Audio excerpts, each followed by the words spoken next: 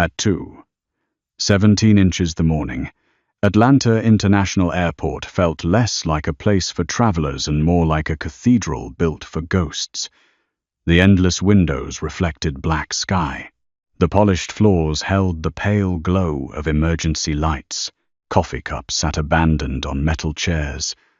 A lone departure screen blinked above gate F-12, where a private jet waited outside in the rain, its white body shining under blue runway lights like a sleeping animal. Nora Ellis pushed her cleaning cart across the empty terminal, the wheels squeaking softly with every step. She was used to being invisible. That was the best part of working nights. No crowds shoving past her. No businessmen looking through her like she was part of the floor. No women with designer luggage glancing at her plus-size body and tired shoes with that silent, cruel calculation people made when they thought no one noticed. At night, the airport belonged to people like her. The cleaners, the security guards, the maintenance crew, the exhausted souls who kept the world moving while everyone else slept. Nora pulled a trash bag from a bin near the private boarding gate and tied it shut. Her back ached. Her curls had started slipping from the clip at the back of her head. A faded blue uniform stretched over her hips, and one of her gloves had split near the thumb. She was thinking about getting home before 6, thinking about making pancakes for Ivy before school, thinking about whether the landlord would finally fix the heater in their apartment. Then something black flashed beneath the edge of a leather chair. Nora paused. At first, she thought it was a dropped earbud case. Maybe some rich passenger had lost it while rushing to board. She bent down with a soft groan, reached beneath the chair, and pulled out a ring. Not just any ring. It was heavy, cold, made of dark metal that looked almost gunmetal in the terminal light. A black diamond sat in the center, large and sharp, surrounded by tiny engraved marks she couldn't read. The stone didn't sparkle like normal jewelry. It seemed to absorb the light around it. Nora stared at it, frowning. "Somebody's having a bad night," she whispered. She turned toward the private gate desk. No agent, no passenger, no movement, only rain sliding down the glass beyond the gate. Then, from somewhere behind her, a man dropped to one knee. Nora froze. The sound was soft, but unmistakable. Fabric, shifting, a knee striking polished floor. She turned slowly. A man in a black suit knelt 10 feet away. He was tall, broad-shouldered, with an earpiece in his right ear, and one hand resting near the inside of his jacket. His head was lowered. Nora's breath caught. Before she could speak, another man knelt. Then, another. Across the terminal, men in black suits stopped moving. One by one, they lowered themselves to the floor. Security guards near the entrance bowed their heads. A man holding a tablet went pale and sank to one knee so fast the tablet nearly slipped from his hand. Outside the window, the private jet stairs remained lowered. The flight crew stood frozen at the base. The plane did not move. Nora's fingers tightened around the ring. Her voice came out thin. "What is happening?" No one answered. The terminal had gone silent in a way. Silence was never supposed to be. Then footsteps echoed from the dark hallway beside the private gate. Slow, controlled, unhurried. A man stepped into the light. Nora knew instantly he was not a passenger. Passengers rushed. Passengers complained. Passengers dragged luggage and checked phones and searched for outlets. This man walked like the airport had been built around his arrival. He was tall, dressed in a black coat over a dark suit. His hair nearly black, his jaw shadowed, his face beautiful. In the dangerous way, a storm over water could be beautiful. Tattoos climbed from beneath his cuffs, dark ink disappearing under expensive fabric. His eyes were gray, not soft gray, not warm gray, but cold, metallic gray, like smoke trapped behind glass. Every kneeling man lowered his head further. The man did not look at them first. He looked at Nora, at her split glove, at her tired eyes, at the black diamond ring in her hand. Nora's pulse thundered. "Is this yours?" The man stopped a few feet away. The air around him seemed to change the temperature. "Yes," he said. His voice was calm, low, controlled enough to make fear feel personal. Nora swallowed and held out the ring. "Then take it." He didn't. His gaze moved over her face with a kind of dangerous attention that made her want to step back and stand taller at the same time. "You picked it up," he said. "I found it on the floor. Do you know what it is?" "A ring." She hated that her voice trembled, so she lifted her chin. "A very expensive ring, apparently. One that makes grown men lose their minds." A faint shift passed through his expression. Not quite amusement, not quite admiration, something sharper. Behind him, one of the kneeling men whispered, "Boss." The man's gaze never left Nora. "They only kneel," he said, "when someone holds my crown." Nora stared at him, then at the ring, then at the men on the floor. Her first instinct was to laugh, because none of this could be real. Her second instinct was to run. Her third was older, steadier, forged from years of being underestimated and cornered. She closed her fingers around the ring and took one step back. "I don't want your crown," she said. The man's eyes darkened. "No," he said softly. "But now everyone knows you touched it." The first gunshot cracked through the window behind her. Glass exploded inward. Nora dropped instinctively. The ring clutched against her chest as bullets shattered the gate desk and sparked against metal chairs. The kneeling men moved at once, no longer kneeling but surging like a black wave. 2 bodyguards threw themselves between Nora and the glass. Another dragged an airport security guard behind a pillar. The dangerous man was suddenly in front of her. Matteo Voss. She didn't know his name yet, but she would remember the feel of his hand closing around her wrist for the rest of her life. He pulled her behind him, his body shielding hers as another shot tore through the terminal. "Stay down," he ordered. "I was planning on it," Nora gasped. His mouth tightened. "You argue during gunfire. I clean airports at 2 in the morning. I argue to stay awake." For one impossible second, his eyes flicked to hers. Then, another round of shots hit the glass. Men shouted. The private jet's lights flashed. Somewhere, an alarm began screaming. Matteo lifted one hand, and his bodyguards moved like they were part of him. No panic, no wasted motion. They returned fire toward the service road outside, forcing shadows away from the windows. Nora crawled backward, her shoulder hitting the cleaning cart. Spray bottles clattered onto the floor. The ring burned cold in her palm. Matteo turned, grabbed her around the waist, and lifted her behind the cover of a marble counter as if she weighed nothing. Nora hated the tiny, traitorous shock that passed through her body at his touch. Fear, she told herself. Only fear. He crouched in front of her, his coat brushing her knees, his face inches from hers. "Are you hit?" "No." His eyes dropped to her shoulder, her hands, her uniform, not casual, not polite, assessing every inch. "Are you sure?" I said no. "Good. Who are you?" Before he could answer, a bullet struck the pillar above them, raining dust across his hair. He didn't flinch. That frightened her more than the gunfire.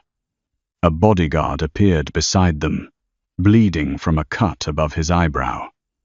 "Sir." Gabriel's men breached the service entrance. Matteo's jaw hardened. Gabriel. The name meant nothing to Nora, but the way everyone reacted to it told her enough. The bodyguard looked at Nora, then the ring in her hand. "We need to move the crown keeper." "The what?" Nora snapped. Matteo reached for her. She pulled back. "Don't call me that." His hand stopped in midair. For the first time, the cold man seemed to measure not the danger around them, but the woman refusing him in the middle of it. Then he said quietly, "Nora Ellis." Her blood turned to ice. She hadn't told him her name. Matteo saw the fear flash across her face. "You wear an airport badge," he said, eyes lowering briefly to the plastic ID clipped to her uniform. Nora looked down. Right. The badge. Still, the damage was done. Because for one breath, she had imagined something worse. Someone knowing the name beneath the name. Someone finding the apartment. Someone finding Ivy. Another shot shattered a hanging sign. Matteo's voice dropped. "I can explain later. Or you can die here, asking questions." Nora stared at him, then at the broken glass, the kneeling men now fighting, the private jet waiting in the rain. She hated him already for making sense. "Fine," she said. Matteo's hand closed around hers. This time she let him pull her up. They ran through the terminal beneath flashing lights, past empty chairs and scattered luggage, while armed men formed a moving wall around them. Nora's shoes slipped on broken glass. Matteo caught her before she fell. His palm pressed against her lower back, firm and controlled, not gentle but not careless either. They reached a private corridor marked authorized personnel only. Nora dug her heels in. "My cart." Matteo looked at her as if she had spoken in a language from another planet. "What?" "My cleaning cart. My phone is in the front pocket." Her bodyguard started to say something. Matteo silenced him with one glance. Then he turned to another man. "Get her phone." Nora blinked. "Now," Matteo added. The bodyguard ran back into the gunfire. Nora didn't know what disturbed her more, that men obeyed him that quickly, or that he had listened to her at all. In the corridor, the walls were narrow and white, the lighting harsh. Matteo moved ahead, but his hand never left her wrist, not gripping hard enough to hurt, just enough to make it clear she was not being left behind. At the end of the hall, a black SUV waited inside a service bay. Rain lashed the concrete. The bodyguard returned, breathless, holding Nora's cracked phone. She snatched it. "Thank you." The man lowered his head, as if her thanks embarrassed him. Matteo opened the SUV door. Nora did not get in. His eyes narrowed. "Nora, I have a child at home." The words escaped before she could stop them. Everything changed. The rain, the gunfire behind them, the bodyguards shifting around them. Matteo's expression went still. "A child," he repeated. Nora's heart slammed against her ribs. She had made a mistake. She had sworn she would never say Ivy existed in front of danger. "My niece," she said quickly. "I'm her guardian. She's 6. She wakes up if I'm late." Matteo looked at her for a long moment. There was no softness in his face, but something in his eyes sharpened from possession to calculation, and then to something more dangerous. "Name? No. Nora? No." She stepped closer, ring still clenched in her fist. "You can drag me into whatever nightmare this is, but you don't get her. You don't get her name. You don't get her school. You don't get to make her part of this." For the first time, every man around Matteo seemed afraid. Not of him, but for her. No one talked to Matteo Voss like that. No one except the woman holding his crown. Matteo slowly lowered his gaze to the ring in her hand, then back to her face. "I don't use children," he said. The words were quiet, but they landed with the weight of a vow. Nora wanted not to believe him, but there was a cold disgust in his voice, as if the idea itself offended something ancient in him. "My men will secure your apartment," he said. "No, they will stand outside. They will not enter. No one will speak to her. No one will frighten her." I said no. "And if Gabriel already has your address?" Nora stopped breathing. Matteo did not look triumphant. He looked almost angry that he had to say it. "The terminal has cameras," he said. "Your badge was visible. Your face is visible. Gabriel has people inside this airport. By sunrise, He will know where you live. Nora's stomach turned. Ivy's little pink backpack, the dinosaur pancakes, the heater that rattled at night. You don't know that, she whispered. I know men like Gabriel. Something in the way he said the name told her Gabriel was more than an enemy. Matteo stepped closer, rain blowing against the side of his coat. I will not touch your child, he said, but I will keep death away from her door. Nora looked at the SUV, at the men, at the ring, at Matteo Voss, who had the face of a man carved from violence and the voice of a man trying very hard not to feel anything. Then she got into the SUV. The city was asleep as they drove away from the airport. Atlanta blurred past in streaks of rain and neon, black roads shining under streetlights. Nora sat rigid in the back seat, the ring wrapped in a napkin on her lap because she could no longer stand the feel of it against her skin. Matteo sat beside her, not touching, not speaking. But the space between them felt occupied by him. She could feel every movement he made. The slight adjustment of his cuff, the slow turn of his head toward the window. The quiet inhale when one of his men gave updates through an earpiece. His world moved around him like weather. 2 hostile vehicles disabled near the service road. A bodyguard in the front seat said. Airport police are being told it was a private security incident. A lie, Nora said. Matteo looked at her. I assume that's your specialty. The driver stiffened. Matteo only watched her. Survival requires lies, he said. And murder. Sometimes survival requires stopping murderers before they reach the innocent. That sounds rehearsed. It's old. Like the ring? His gaze dropped to the napkin. The ring belonged to my father, he said. Nora almost didn't hear him over the rain. He ruled the Voss syndicate for 30 years. Airports, shipping routes, ports, political favors, judges, weapons, real estate, all dressed up as luxury logistics. He was feared, respected, hated. And you inherited it? I was supposed to, but... Matteo looked out the window. My brother Gabriel wanted the throne, so he put a bullet in our father, placed the gun in my hand, and told the families I killed him. Nora went quiet. The SUV hummed through the wet streets. I was exiled, Matteo continued, not because they believed him, because without the ring I couldn't prove he lied. Nora looked at the black diamond wrapped in a napkin like a cursed piece of candy. So that ring is proof. It is more than proof. The crown. Yes. And it was on the floor? His jaw tightened. One of my loyal men stole it back tonight. He was supposed to hand it to me before I boarded the jet. Gabriel's assassins found him first. Nora remembered the empty chair, the black flash beneath it. Is he dead? Matteo's silence answered. The ring suddenly felt heavier. I'm sorry, Nora said before she could stop herself. Matteo turned his head slightly. People probably feared him, obeyed him, begged him, cursed him. Maybe not many people apologized to him with sincerity. His voice was lower when he spoke. He died, doing what he chose. That doesn't make it hurt less. A dangerous quiet filled the SUV. Nora looked away first. Because his eyes had changed.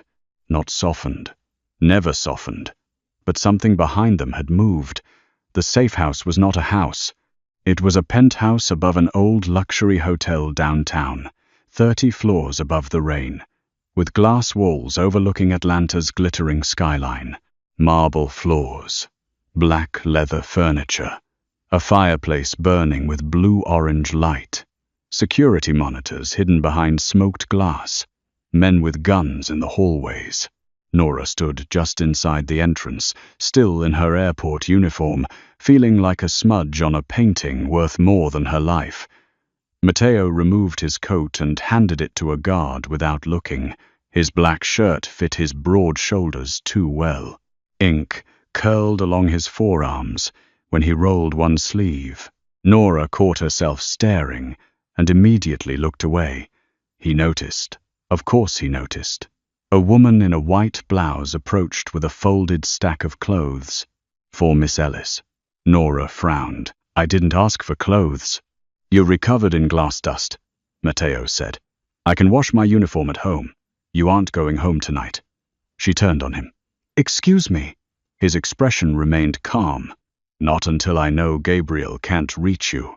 You don't get to decide that. Tonight, I do. That should have terrified her. It did. But it also made something hot and angry rise in her chest. Nora stepped closer, refusing to let the expensive room shrink her. I am not one of your men. No, Matteo said. You are far more inconvenient. The woman with the clothes froze. Nora stared at him. A flicker moved across Matteo's mouth. Almost a smile. Almost. Nora hated that she wanted to see it again. She took the clothes from the woman. Where's the bathroom? Matteo pointed toward a hallway. A guard moved to follow. Nora stopped and glared at him. The guard stopped, glancing at Matteo for help. Matteo's gaze held Nora's for a long second. Then he said, "Give her privacy." The guard stepped back. Nora walked down the hallway with as much dignity as a woman could have, while carrying someone else's silk pajamas and wearing airport shoes with broken glass stuck in the soles. Inside the bathroom, she locked the door and leaned against it. Her hands shook. Only then did she let herself breathe. The bathroom was bigger than her bedroom. Gold fixtures, heated floors, a mirror framed in black marble. Nora stared at her reflection and barely recognized herself.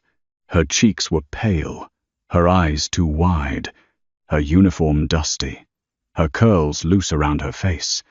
A plus-size airport cleaner holding a Mafia crown. She laughed once, silently, and covered her mouth. Then she called home. The phone rang twice before Mrs. Alvarez answered in a sleepy whisper. Nora, is Ivy okay? She's sleeping, honey. Why? Nora closed her eyes, relief flooding her so hard her knees nearly buckled. I got held up at work.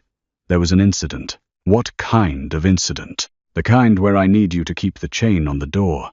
Silence. Mrs. Alvarez had lived long enough to understand fear without details. I will, she said. If anyone comes, anyone, don't open. Nora, are you in trouble? Nora looked at the black marble, the silk clothes, the city burning with rain beyond the frosted window. Yes, she whispered, but I'm going to fix it. When she came out, Matteo was alone in the living room, or as alone as a man could be, while surrounded by invisible security. He stood at the window, one hand in his pocket, the city reflected across his face. The ring sat on a black velvet tray on the table between them. Nora had left it there before changing. You should take it now, she said. Matteo did not move. That simple? He asked. It's yours. It was seen in your hand. So the old families will ask why. Tell them I picked it up because rich men leave important things on floors. His gaze cut to her. This time, the ghost of amusement was real. It vanished quickly. There is a law older than my father, he said. A person who recovers the crown during a disputed succession becomes crown keeper until the families witness its return. Nora stared. That sounds fake. It is not. It sounds like something men invented to make jewelry dramatic. Men invent wars for less. She crossed her arms. What does it mean? It means until tomorrow night, you are under the protection of the Voss name. Lucky me. It also means Gabriel cannot claim the ring was stolen from him unless he challenges you publicly. Nora laughed, but it came out brittle. Publicly? What is he going to do? Sue the cleaning lady. He may try to kill you. The room chilled. Matteo said it without drama. That made it worse. Nora looked at the ring again. If I give it back in front of your families, I'm free. Yes. You promise. Matteo's face closed. Do not ask men like me for promises. Nora's heart sank. Then he stepped closer. Ask for vows, he said. We break promises. We die for vows. The fire cracked softly. Nora should have looked away. She didn't. Then vow it, she said. For a moment, neither of them moved. Then Matteo Voss lowered his head, not to kneel, not to bow, but close enough that the air between them became intimate and dangerous. I vow, he said, that if you return my crown before the families, you and your child walk away alive. Nora's voice was barely there, and after, his gaze lowered to her mouth for one dangerous second, then returned to her eyes. After, he said, you will wish you had never met me. She should have agreed. Instead, she whispered, I already do. His eyes darkened. The power went out. The penthouse fell into blackness. Emergency lights flickered red along the floor. Matteo moved before Nora could breathe. He crossed the room, caught her by the waist, and pulled her behind the wall beside the fireplace. This time, there were no windows breaking, no gunfire, only the faint click of the private elevator opening. Matteo placed one finger against his lips. Nora's heart hammered so loudly she was sure whoever had entered could hear it. 3 men stepped into the penthouse. Not Matteo's men. They moved quietly, dressed as hotel maintenance workers, carrying tool bags that hung too heavy. Matteo's arm tightened around Nora without touching anywhere improper, protective, controlled. Infuriatingly steady, one man whispered. Find the woman first. Gabriel wants her breathing, if possible. If possible. Nora's stomach turned. The men spread through the room. Matteo reached behind his back and drew a gun. Nora hated guns, hated how quickly they changed a room, hated that in Matteo's hand, the weapon looked less like an object and more like an extension of a decision already made. One attacker moved toward the hallway, toward the bathroom where Nora had been minutes earlier. Matteo stepped from the shadows. The fight was silent and brutal. He struck the first man before the man even saw him. The gun disappeared from the attacker's hand. The second turned, and Matteo fired once, not wildly, not angrily, just with terrible precision. The third lunged toward Nora. Nora grabbed the black diamond ring from the table and threw the velvet tray at his face. It hit him hard enough to make him curse. Matteo crossed the room in 2 strides and slammed the man against the wall. The attacker's knife clattered to the floor inches from Nora's foot. Matteo held him there by the throat. Who gave Gabriel the access code? He asked. The man smiled through blood on his lip. Someone close enough to watch you breathe. Matteo's face went colder than anything Nora had seen. He knocked the man unconscious. Security flooded in seconds later. Lights returned. Men shouted updates. The injured were dragged away. Nora stood trembling beside the table, the ring once again in her hand. Matteo turned toward her. His gaze dropped to her fingers, then to her face. You could have run, he said, and leave you to ruin my night alone. His eyes held hers. The room was full of men, but suddenly none of them seemed to exist. Matteo stepped closer. He reached toward her cheek. Nora stopped breathing. His fingers hovered near a tiny cut beneath her eye, where glass dust must have scratched her skin. He almost touched her. Almost. Then his hand curled into a fist and dropped. Doctor, he ordered. I don't need one, Nora said. I wasn't asking. The doctor was an older man named Soren who smelled faintly of antiseptic and expensive tobacco. He cleaned the cut beneath Nora's eye while Matteo stood across the room with his arms folded, watching as if a scratch on her face were evidence of treason. It's tiny, Nora said. Matteo said nothing. Soren glanced between them and wisely kept quiet. Afterward, Matteo gave Nora a bedroom with a locked door and no guard inside. He also gave her back her phone. That mattered more than the silk sheets. She called Mrs. Alvarez again, heard Ivy snoring softly in the background, and felt her chest loosen. Then she sat on the edge of the bed and opened the news. Nothing about airport gunfire, nothing about assassins. But there was one headline on a gossip site already gaining traction. Mystery woman delays billionaire private. Flight after late, night airport incident. There was a blurry photo, Nora in her cleaner uniform. Matteo shielding her with his body. His face was half hidden, but hers was clear. Her stomach dropped.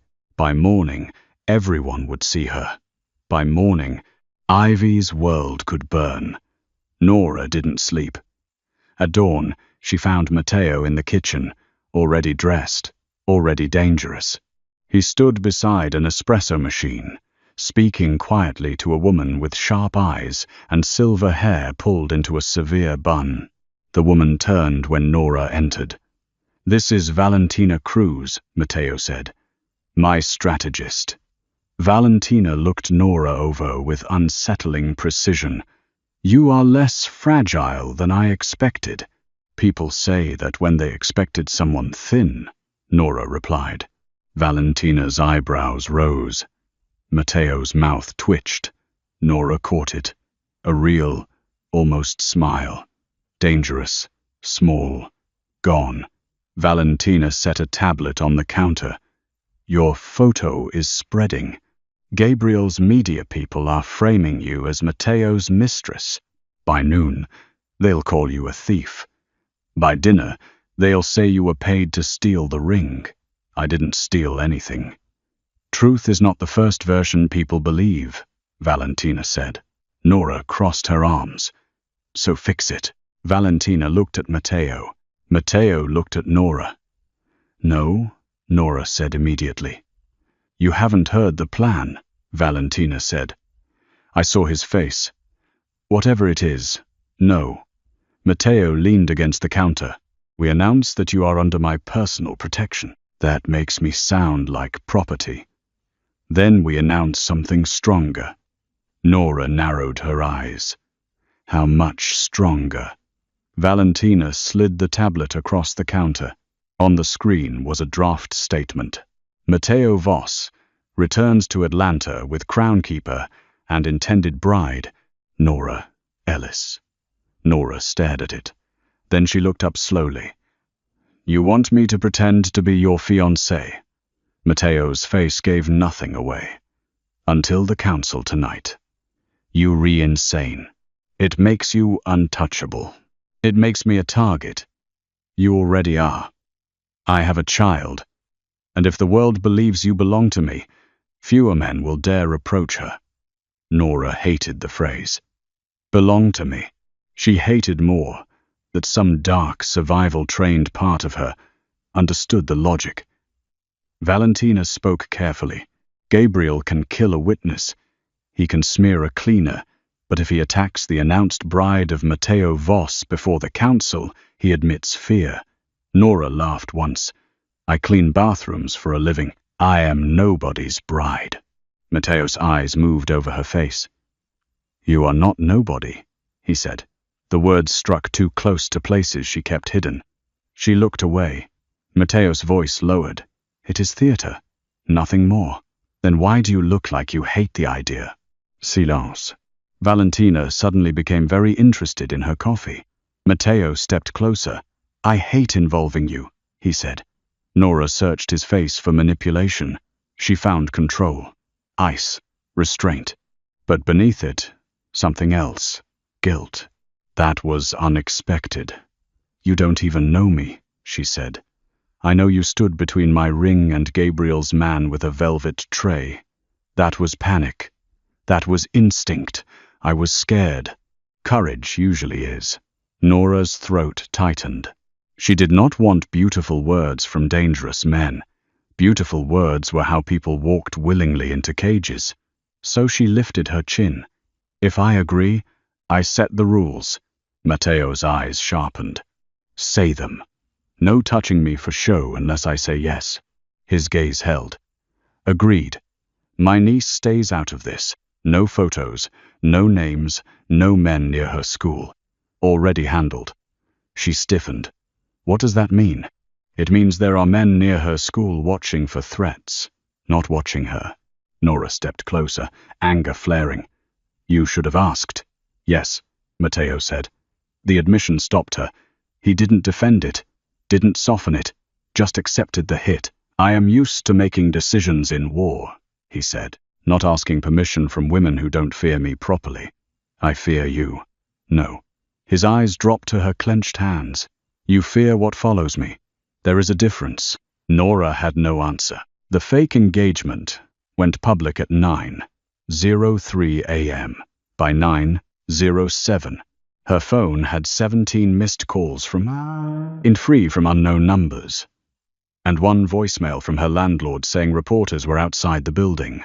By 9:20, the internet had decided Nora Ellis was either a gold digger, a hostage, a Cinderella, a criminal, or the secret lover of one of the most dangerous men on the East Coast.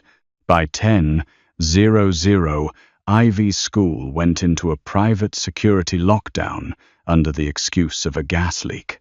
Nora stood in Matteo's penthouse wearing a black dress Valentina had chosen for her.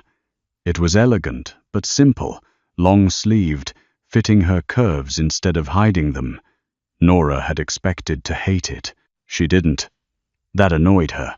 When Matteo entered, the room seemed to quiet. His eyes found her and stopped. Not politely, not casually. Stopped. Nora felt heat rise in her cheeks. What? She demanded. His jaw tightened. Nothing. Liar. Valentina Mural. This should be a very believable engagement. Matteo shot her a look.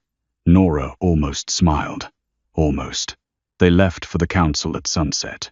The meeting was held beneath an old private club downtown, hidden under marble floors and velvet dining rooms where judges, CEOs, and senators pretended not to know whose money kept the chandeliers burning. Black SUVs lined the rainy street outside. Photographers shouted when Matteo stepped out. Then Nora emerged beside him. The flashes were blinding. Matteo's hand hovered near her lower back. He did not touch. He remembered. For some reason that steadied her.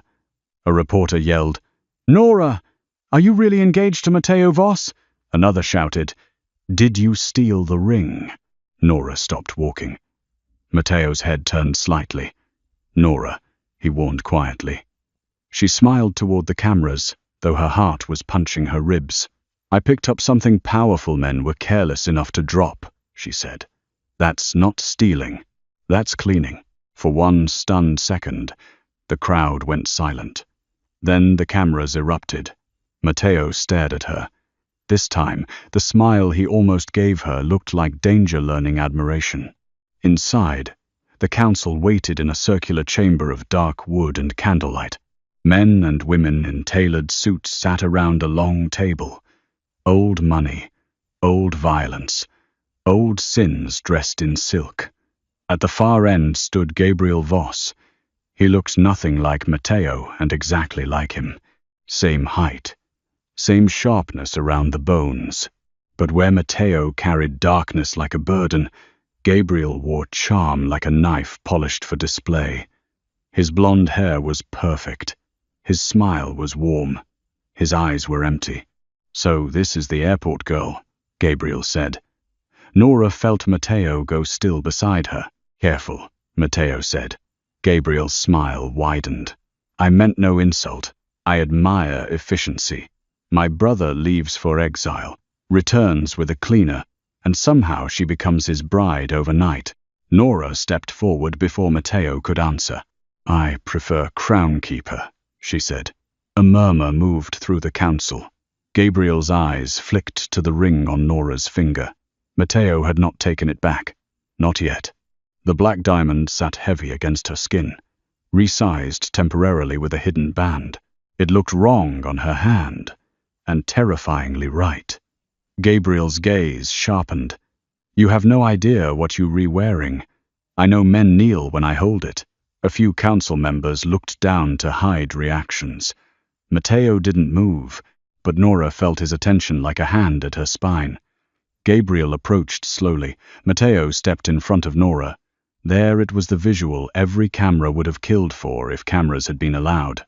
the exiled mafia boss shielding the plus-size cleaner bride from the brother who stole his throne, candlelight burning along the ring between them. Gabriel smiled at Matteo. "Still hiding women behind you?" Matteo's voice turned lethal. "Still hiding behind dead men." The room went cold. Nora looked between them. Gabriel's mask flickered. Then an elderly woman at the head of the table spoke. "Enough. The ring has returned. The Crown Keeper will present it." Matteo turned to Nora. This was the moment. Give back the ring. Walk away alive. That had been the vow. Nora removed it slowly. For reasons she did not want to understand, her hand felt strangely bare without it. Matteo extended his palm. Their eyes met. She placed the ring in his hand. The room held its breath. Matteo slid the black diamond onto his finger. Every loyal Voss soldier in the chamber dropped to one knee. Even some who had stood behind. Gabriel hesitated. The sound echoed like thunder under stone. Matteo did not look at them. He looked at Nora, and in that look was the first dangerous shift. Not suspicion, not calculation, recognition. Then Gabriel started clapping, slowly, mockingly. "Beautiful," he said, "but incomplete." He raised one hand. A screen behind the council table lit up. Nora's face appeared. Not from the airport, from years ago. A younger Nora standing outside a courthouse, crying, with her sister beside her. Nora stopped breathing. Matteo's gaze cut to the screen. Gabriel's smile became delicate. "Before Miss Ellis was an airport cleaner. She was Nora Ward," he said. "Sister of Mara Ward, an airport logistics clerk who stole from the Voss syndicate and testified to federal agents before dying in a tragic car accident." Nora's world tilted. Matteo looked at her, not angry. Not yet. But the room changed around them. "You lied about your name," Gabriel said softly. "About your past. About the child you hide." Nora felt the room closing in. "Ivy." He knew about Ivy. Her voice came out broken. "Don't say another word." Gabriel's eyes gleamed. "The child is not her niece. Not legally. Mara Ward left behind a daughter, Ivy, whom Nora has hidden for 5 years. One might ask why a woman connected to federal witness files happened to find my brother's ring at the exact moment he returned." Matteo's face turned unreadable. Nora hated that it hurt. She stepped back. "I didn't know. I swear I didn't know what it was." Gabriel tilted his head. Or perhaps she was planted. A federal ghost. A trap wearing a cleaner's uniform. The council erupted in whispers. Nora looked at Matteo. "Matteo." His name felt dangerous in her mouth. He said nothing. That silence cut deeper than Gabriel's accusation, because she had expected fear from the room. She had not expected disappointment from him. Gabriel stepped closer. "Ask her how her sister died, brother." Nora's hands shook. Matteo finally spoke. "How?" Nora looked at him, and for a moment, she was not in a mafia chamber. She was on a rain-slick road 5 years ago, standing beside twisted metal, hearing a little girl scream from the back seat. "Mara found files," Nora whispered. "Cargo manifest. Names. Payments." She thought she was exposing corrupt airport officials. She didn't know it was your family. Matteo's expression changed. Barely, but she saw it. "She was going to testify," Nora said. "Then someone ran her car off the road." Gabriel sighed. "Tragic." Nora turned on him. "You killed her." The chamber went silent. Gabriel smiled. "Careful. Miss Ward." Nora moved toward him, but Matteo caught her wrist. Not hard. Enough. She looked down at his hand, then up at his face. "Let go," she said. His voice was low. "Not here. You think I lied to you. I think everyone in this room has lied to me." "That's not an answer." "No," he said. It's a warning. Gabriel laughed softly. There he is, our returning king. Suspicious of the woman who holds his heart after one night, Matteo's eyes went black. My heart, he said, is not in this room. Nora told herself that should not hurt. It did anyway. The council demanded proof, bloodlines, testimony. Gabriel demanded Nora be detained as a federal informant. Matteo refused. The old woman declared the succession unresolved until midnight, when all families would vote whether Matteo's return was valid. Until then, Nora remained crownkeeper witness. Not free, not safe, not trusted. Matteo took her back to the penthouse in silence. This time, the distance between them was colder than the rain. Nora stood by the window, still wearing the black dress, watching headlights crawl through the city below. Matteo poured whiskey but did not drink it. Say it, she said. He didn't turn. Say what? That you think I set you up? I don't know what I think. That must be terrifying for you. His glass hit the table sharply. Nora flinched despite herself. He saw it. Regret moved across his face so fast, she almost missed it. I did not know who you were, she said. I changed my name because Gabriel's men came looking after Mara died. I moved apartments 4 times. I took the airport job because night shifts let me be home when Ivy wakes up. I didn't steal your ring. I didn't want your war. I didn't want you. Matteo looked at her then. That last sentence landed. His voice was quiet. And now? Nora's throat tightened. She should have said she still didn't want him. Instead, she said, now I want my life back. Something shuttered behind his eyes. Then, you'll have it. The words were exactly what she wanted. So why did they feel like abandonment? He turned to leave. Nora hated herself for asking, did you mean it? He stopped. When you said your heart wasn't in that room, his shoulders remained still. After a long moment, he said, I meant it was safer outside my body. Then he walked out. Nora did not see him again until midnight. By then, everything had gone wrong. Gabriel's men attacked Ivy's school van. They never reached Ivy. Matteo's guards stopped them 2 blocks away. But one photo hit Nora's phone before anyone could contain it. A black sedan beside a school bus. A child's pink backpack on the ground. Nora screamed so hard her voice broke. Matteo came through the door like violence given human shape. She's alive, he said immediately. Nora, look at me. Ivy is alive. Nora shoved him with both hands. You said they wouldn't reach her. They didn't. They got close enough. He took the hit. Let her shove him again.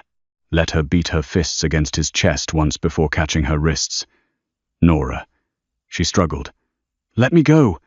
She's being moved here. Nora froze. What? My men have her and Mrs. Alvarez. They're bringing them through the underground garage. No. No, this place is dangerous. Every place is dangerous now. Because of you. Yes. The admission broke something open between them. Matteo's face was stripped of pride. Yes, he repeated. Because of me. Because of my ring. Because of my brother. Because I thought reclaiming a throne mattered more than the people crushed underneath it. Nora's eyes burned. Ivy is 6. I know. No, you don't. You don't know how she asks if her mother is in the stars. You don't know how she hides cereal under her pillow because after Mara died, she was afraid food would disappear too. You don't know what it took to make her feel safe. Matteo's grip loosened. His voice changed. I know what it is to lose safety as a child. Nora still. He released her wrists. My mother was not a wife, he said. She was a mistake my father kept in a house outside Savannah. When Gabriel's mother found out, she sent men to burn it. I was 8. My mother hid me inside a kitchen cabinet and told me not to make a sound. Nora's anger faltered. Matteo looked away. My father found me the next morning. He raised me after that. Not out of love, out of guilt. Gabriel has hated me since the day I survived. The room was silent except for rain. Nora saw him differently then. Not softer, never soft, but cracked beneath the armor in a place no one was allowed to touch. "You should have told me," she said. "So should you." They stood there, both wounded, both right, both wrong. Then the elevator opened. Ivy ran out in pajamas, clutching her pink backpack, curls wild, eyes huge. Aunt Nora. Nora dropped to her knees. Ivy crashed into her arms. For a moment, the Mafia war, the crown, the bloodline, the council, all of it disappeared.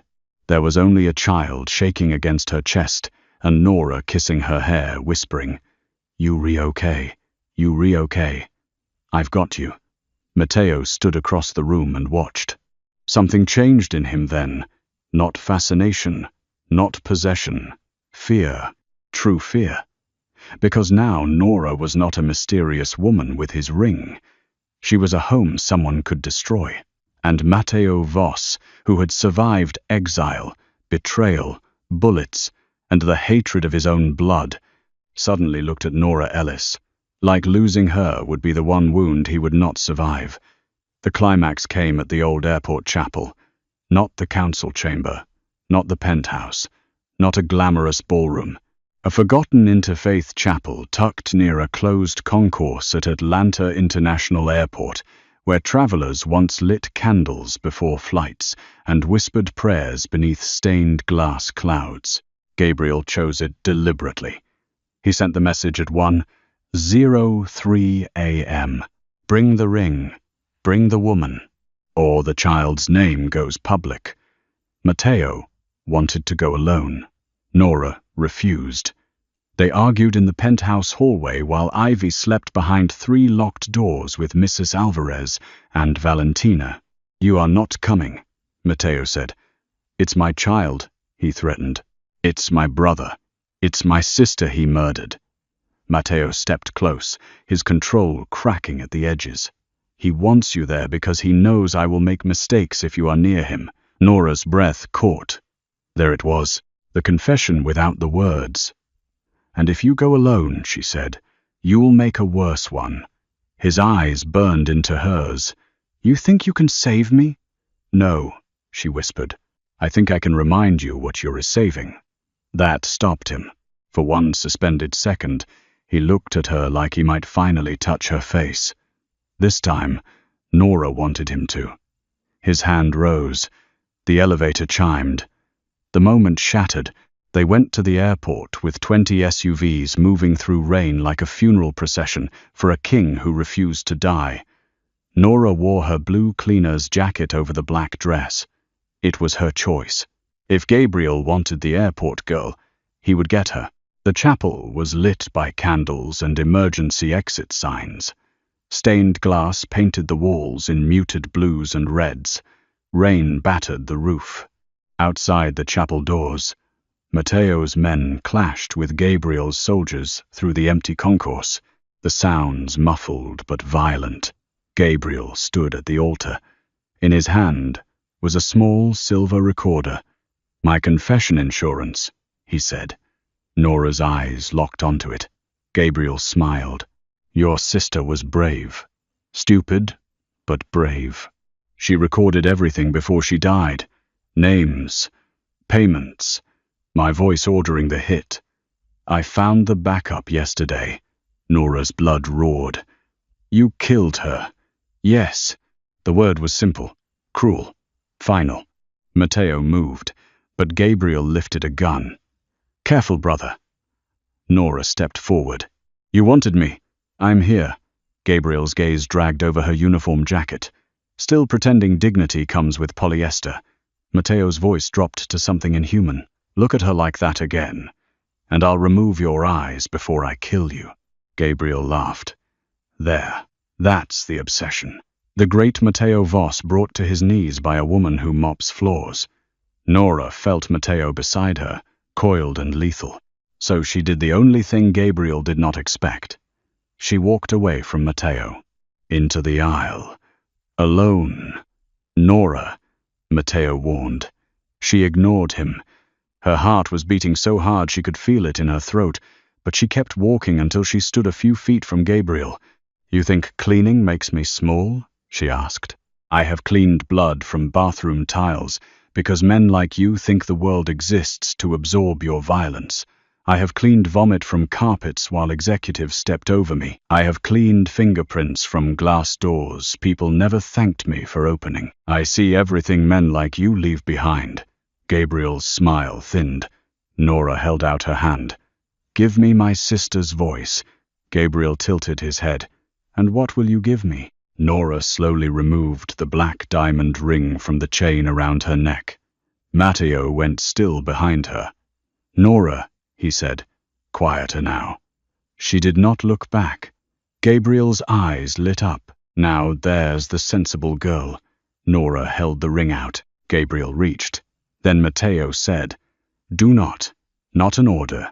A plea." Nora finally looked back. His face was exposed in a way she had never seen. Not soft, not weak. Worse. Afraid. Not for the Empire. For her. Nora smiled sadly. Then she dropped the ring. Not into Gabriel's hand. Onto the chapel floor. The black diamond struck stone with a sharp crack that echoed like a bell. Every man in the chapel looked down. Nora lunged for the recorder. Gabriel grabbed her arm. Matteo moved. The chapel exploded into violence. Gabriel fired. The shot hit stained glass above the altar, raining colored shards like bant. Matteo slammed into him, driving him into the pews. Nora fell hard, the recorder skidding across the floor. She crawled toward it. A gunman stepped into the chapel, aiming at her. Before he could fire, one of Matteo's bodyguards threw himself into the line of fire and took the shot in his vest, crashing into the pew beside her. "Crown Keeper," he gasped. "Move." Nora grabbed the recorder and ran. Gabriel broke free, blood at his temple, fury destroying his charm. He saw the recorder in her hand and raised his gun. Matteo saw it too. For one terrible second, Nora knew he would not reach her in time. Then Matteo did something no king should ever do. He dropped to his knees, not in surrender, in front of her. The bullet hit him high in the shoulder, spinning him back against the aisle. Nora screamed. Matteo fell. The chapel went silent for half a breath. Then every loyal Voss soldier surged forward. Gabriel tried to run, but the old councilwoman appeared in the doorway with Valentina beside her, and half the families behind them. The recorder in Nora's hand was still playing. Gabriel's own voice filled the chapel, cold, clear, ordering Mara Ward's death, framing Matteo, buying judges, selling roots, threatening children. The council heard everything. Gabriel looked around and saw his empire vanish. "No," he whispered. Matteo pushed himself up with one arm, blood darkening his shirt. His eyes found Nora first. Only then did he look at Gabriel. "You wanted the crown," Matteo said, voice rough with pain. "Kneel for it." Gabriel lifted his gun again. Nora picked up the black diamond ring from the floor. The room shifted. Every loyal man lowered to one knee. The council followed. Even Gabriel's remaining soldiers, seeing the old families kneel, faltered. Nora stood in the aisle of the chapel, plus-size body shaking, cleaner's jacket torn, black dress streaked with dust, holding the ring in one hand and her sister's confession in the other. This was the thumbnail no one would believe unless they saw it. The airport cleaner making an empire kneel, while the mafia boss bled at her feet. Gabriel stared at her, wild with disbelief.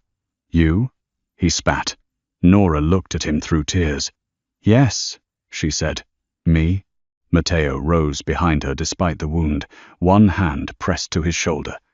His voice was deadly calm. "Touch my crown keeper," he said, "and the Voss name ends with your blood." Gabriel did not get another chance. The families turned on him. By dawn, the airport was quiet again. The official story said there had been a private security breach, a federal investigation, and the arrest of a major organized crime figure whose name the news repeated for weeks. Gabriel Voss. Mara Ward's murder was reopened. Nora's name was cleared before it could be ruined. Ivy's identity was sealed by court order, protected, not by mafia threats, but by federal law, and the kind of expensive lawyers Matteo hired with a single phone call. Matteo reclaimed the Voss empire, but he changed it, not all at once. Men like him did not become saints because a woman looked at them with wounded eyes, but ports that moved weapons went quiet. Judges who owed Gabriel favors resigned. Child trafficking routes Gabriel had secretly profited from were burned to ash. Matteo's enemies learned that his violence had become more selective, not weaker. And Nora learned something worse. A dangerous man could keep his vow. That did not make him safe. It made leaving him harder. 3 weeks after the chapel, Nora returned to work, not because she needed the money. Matteo had offered enough to change her life, and she had refused most of it with a look that made Valentina laugh for the first time. Nora returned because she wanted her life to belong to her. The airport staff treated her differently now. Some stared, some whispered, some apologized for years of not seeing her. Nora accepted none of their guilt and all of their improved scheduling. At 2:17 a.m., exactly 1 month after the night she found the ring, she was cleaning near gate F12 again. The private boarding gate had new glass. The floor had been polished until no trace of bullets remained. But Nora remembered. She always would. A shadow fell across the floor behind her. She didn't turn. "You're late," she said. Matteo's voice came from behind her. "I wasn't aware we had an appointment." "You always know exactly where to be when dramatic lighting is involved." A quiet pause. Then, softly, Nora. Her name in his mouth still did something dangerous to her. She turned. Matteo stood near the row of leather chairs, dressed in black as always, his shoulder healed but not forgotten. The black diamond ring sat on his hand now, where it belonged. No guards knelt this time. They stayed far back, pretending not to watch. Nora leaned on her mop handle. "Are you here to reclaim another lost monarchy from under airport furniture?" "No." "Threaten me for touching jewelry?" "No." "Fake another engagement?" His eyes darkened. That was never the part that felt fake. Nora's chest tightened. The terminal hummed softly around them. Matteo stepped closer, then stopped at a careful distance. Always control, always restraint, until she chose otherwise. "I came to return something," he said. He held out a small object. Nora looked down. It was her old airport badge, the one cracked during the gunfire, the one she had lost that night. "I thought security replaced it." "They did." He looked almost uncomfortable. "I kept this one." "Why?" His gaze lifted to hers. "Because it was the first thing that told me your name." Nora's throat tightened. "Matteo, I am not good," he said. "I know. I am not gentle." I noticed. "I will have enemies until the day I die." Very romantic. His mouth curved faintly, but his eyes were raw. "I can offer protection, loyalty, truth, when I am strong enough to speak it. Silence, when words would only make me cruel. I can offer a home no one reaches without going through me first." Nora's fingers tightened around the badge. "And love?" she whispered. Matteo looked at her, as if the word hurt. Then he removed the black diamond ring from his finger. Every guard in the distance went still. Nora's breath caught. Matteo did not hand it to her like property. He held it between them like a surrender. "The crown made men kneel," he said. "You made me choose what kind of king I would be." Nora's eyes burned. "I don't want to be owned by your world. I know. I don't want Ivy raised inside fear. She won't be. I don't want diamonds bought with blood." Then I'll spend the rest of my life cleaning the blood from what I inherited. Nora let out a shaky laugh through tears. That's my job. No, Matteo said, stepping closer. Not anymore. This time, when he reached for her face, he stopped halfway, waiting. Nora looked at his hand, at the tattoos, the scars, the power he had used to destroy and protect. Then she stepped into his touch. His palm cupped her cheek with such controlled reverence that her heart broke open quietly, without permission. Matteo lowered his forehead to hers. In the empty terminal where she had once been invisible, Nora Ellis stood beneath the pale glow of Gate F12, with the most feared man in Atlanta holding her like she was not a weakness, not a secret, not a woman who had accidentally picked up his crown, but the one person he had chosen to kneel before without being asked. "I'm still scared of you," she whispered. "I know. I'm still angry. I deserve that. I'm not easy." His thumb brushed the edge of her cheek. His voice dropped to a vow. "I would not have crossed an empire for easy." Outside, the rain slowed. The runway lights glowed gold against the glass. Behind them, one by one, Matteo's bodyguards lowered their heads, not to the ring, not to the crown, but to the woman who had changed the meaning of both. Nora looked at them, then at Matteo. "No kneeling," she said softly. "Not tonight." Matteo's eyes held hers. Then, slowly, the Mafia boss who had made cities tremble lowered himself to one knee anyway. Not for the empire, not for the families, for her. He took her hand, pressed his lips once to her knuckles, and whispered, "Then let this be the first thing I do that has nothing to do with power." Nora's tears fell silently. She did not say yes to a proposal, not yet. Their love had been born from bullets, betrayal, grief, and a ring too heavy for any ordinary life. It needed time. It needed truth. It needed mornings with ivy and locked doors opened slowly. It needed Matteo learning how to sit at a breakfast table without checking every reflection for enemies. It needed Nora learning that protection did not have to become a cage. But when she looked down at him, at this impossible man kneeling on the airport floor where her life had shattered and remade itself, she knew one thing with dangerous certainty. She had picked up his crown by accident, but his heart, that he had placed in her hands on purpose. And this time, Nora did not give it back.